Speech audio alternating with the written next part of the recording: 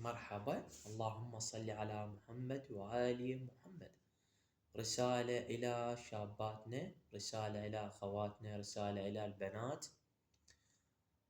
إذا كنت طالبة أو كنت ربة بيت، شلون تعودين نفسك على الطاقة الإيجابية وتعوفين الشغلات السلبية؟ أولا سجلي، كضي ورقة وقلم سجلين. أول ما تقعدين الصبح لابد تسبحين حتى يصير يومك نشط.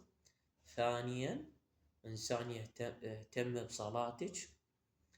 ثالثا اهتم بملابسك واهتم بالعطر مالتك. مو شرط إلا عطر ماركة أو ملابس ماركة، لا مو شرط، بس المهم النظافة. رابعا إذا كنتي ربة بيت اهتمي برجليك،